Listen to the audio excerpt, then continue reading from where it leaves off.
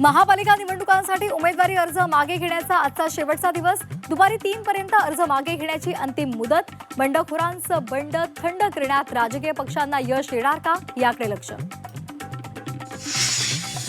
मुंबईमध्ये शिंदेंच्या शिवसेनेमध्ये मोठी बंडखोरी। तिकीट न मिळाल्यामुळे 35 जणांनी भरला अपक्ष उमेदवारी अर्ज। सूत्रांची माहिती, बंडखोरी केलेल्यांची समजूत काढण्याचे प्रयत्न सुरू।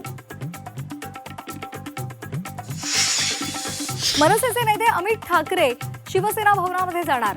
मनसे आणि शिवसेना उद्धव बाळासाहेब ठाकरे पक्षाच्या उमेदवारांना मार्गदर्शन करणार।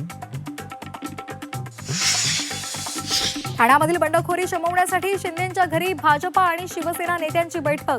बंडोपांची समजूत काढण्यासाठी या बैठकीत चर्चा। रविवारी ठाकरे बंधूंचा निवडणूक जाहीरनामा। ठाकरेंचा जाहीरनामा येणार। मुंबईकरांना काय आश्वासन देणार? ठाकरेंच्या जाहीरनाम्यासंदर्भात मुंबईकरांना उत्सुकता। महापालिका निवडणूक मतदानाआधीच महायुतीचा गुलाल। भाजपचे सर्वाधिक 11 उमेदवार बिनविरोध। शिंदेंचे 6 तर राष्ट्रवादीचे 2 उमेदवार विजयी।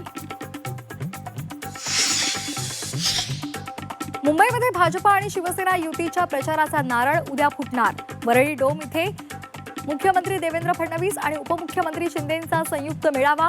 युतीच्या प्रचाराचं रणशिंग फुंकलं जाणार।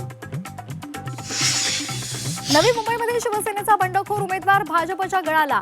अपक्ष उमेदवार दर्शन भोईर यांचा भाजपमध्ये पक्षप्रवेश।